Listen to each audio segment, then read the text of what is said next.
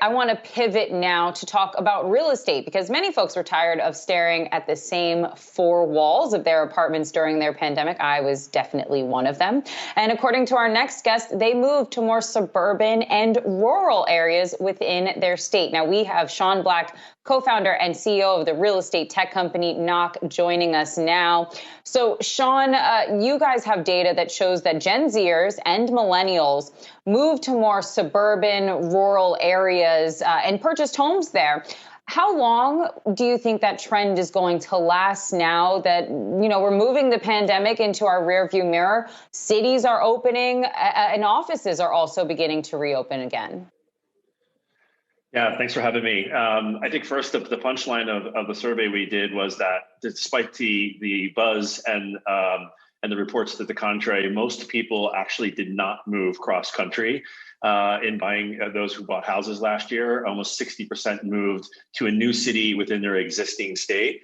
And in terms of that trend, we think that's continuing. That's likely to continue into the mid to interim term. In that survey, that same survey, 70% of homeowners or people planning to purchase a home in the next year said they would like to relocate to a new area. And as you said, 58% of those were millennials and Gen Z. And rather than moving across the country, they're moving to less populated areas, suburban areas and smaller cities. In fact, overwhelmingly 40% moving to cities with fewer than 10,000 people. So taking the social distancing to an extreme. Sean, one thing we saw over this past year and this very trying time is we all sort of reevaluated what home means to us and what we're looking for from our home. What are some of the trends you saw in terms of priorities? What matters most now as people head out and think about moving or buying that first-time home? Yeah, I think overwhelmingly the reason people moved is to be close to family. And that's, I think, correlates really closely with the fact that most moved within the state they live in, just within a different city in that state, and in a smaller city, a more intimate setting, safer setting, better place to raise a family. But I think overwhelmingly people wanted to be near their families. Will this depress home prices in the cities, do you think, especially as some folks that previously couldn't afford, and we've seen this in New York, previously couldn't afford to live in Manhattan, for example, have decided to move in and snap up some of that inventory?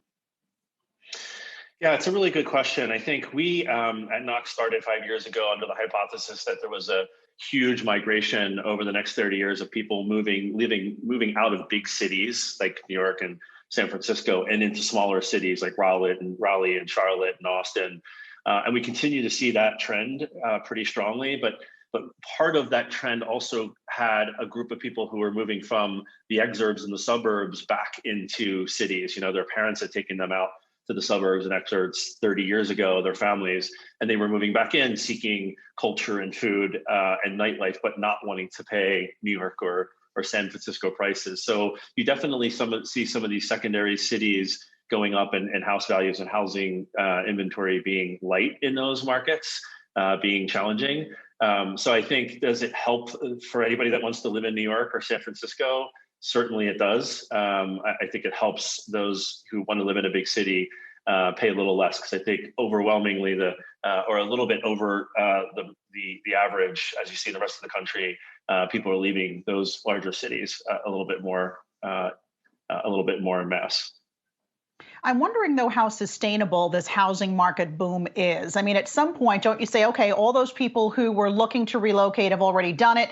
All those people looking to buy a home have done it, at least for now, and sort of the frenzy will start to die down. Do you see that starting to happen? And what might trip up the housing boom later in the year?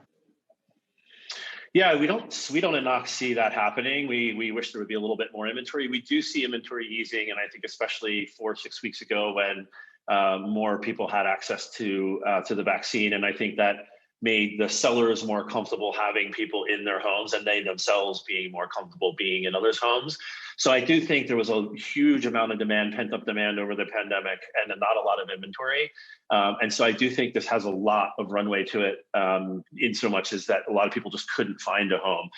We have at any given time right now 70 to 100 buyers who are just trying to find a home. They're fully pre-approved to do what we call a Knock home swap. but they're challenged to find a home. We see more of that, more of them getting into homes, but there's a lot more demand than there is supply, and we don't see that easing up in the foreseeable future with rates staying low and the Fed promising to keep it that way for some time.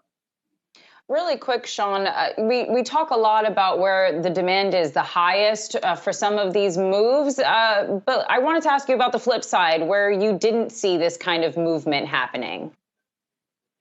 Yeah, I think you saw net outflows in big cities again, like New York and San Francisco. I think you heard it clearly, based on this data, not nearly as much as the hype or the media would have portrayed. Only in the survey, only about 15% of home buyers moved outside of their estate, as opposed to buying within the state, either in their own city or a different city. So I do think there's some net outflows in the larger cities in New York and San Francisco in particular that didn't benefit.